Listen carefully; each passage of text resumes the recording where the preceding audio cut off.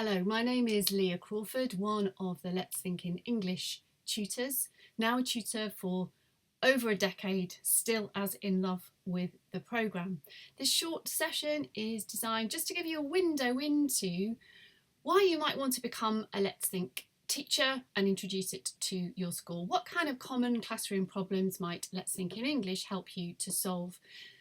Well, if you're teaching reading in the classroom, readers need complex reasoning to become efficacious, to become self-regulating, to become confident with unseen, brand new texts that they encounter that are increasingly difficult.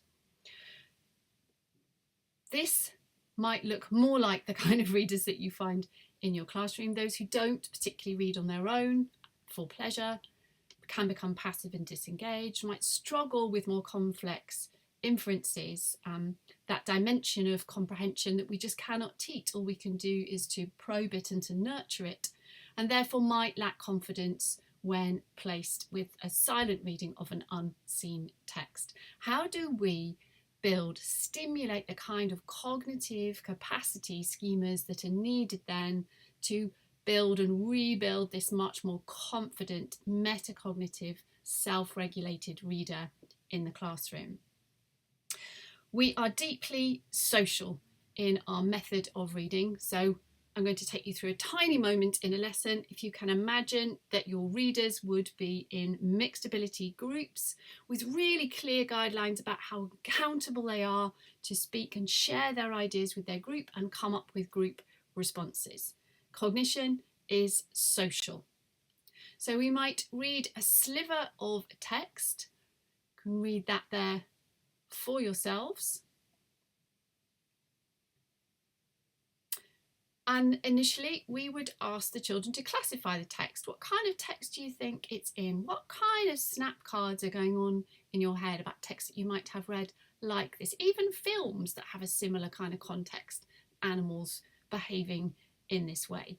And we would generally get responses around, oh, this seems a little bit like a children's story initially. We might eventually get the word sort of fable or moral. It's a bit like Aesop's fables. Something's going to go wrong with that sharing.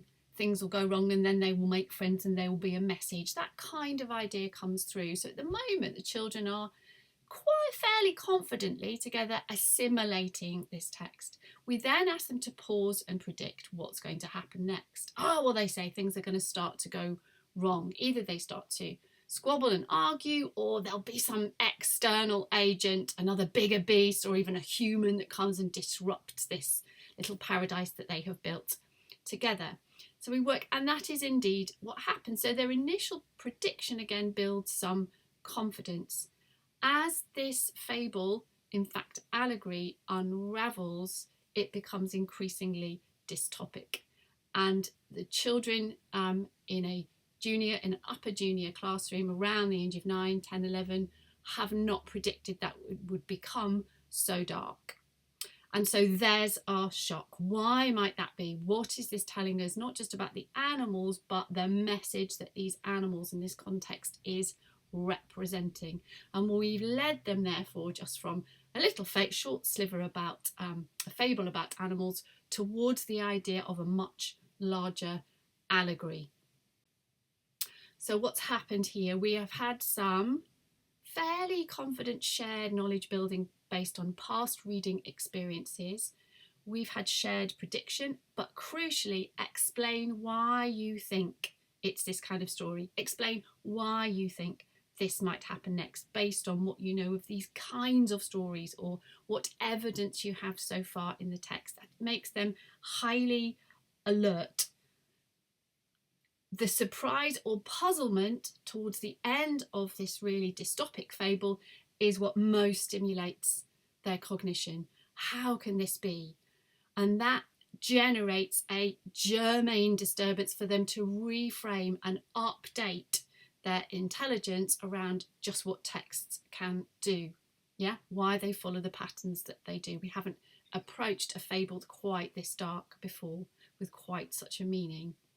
And if they are metacognitive, we keep asking them why they think that, how their thinking has changed, they are much more alert then in the future to transfer that building concept, that conceptual knowledge which is coming into fruition for the group to a new context, to a new text, and make those links. So some easy takeaways from this session: we use the collective thinking of the group. We as tutors, when we plan the lessons, and all the lessons are pre-planned, reframe or structure a slow reveal of the text to encourage those moments of metacognitive prediction and thinking why you think that, what led you to think that, and using surprise and conflict to build conceptual understanding of text. If this has whet your appetite, follow the link to book yourself on the Innovating Teachers Academy.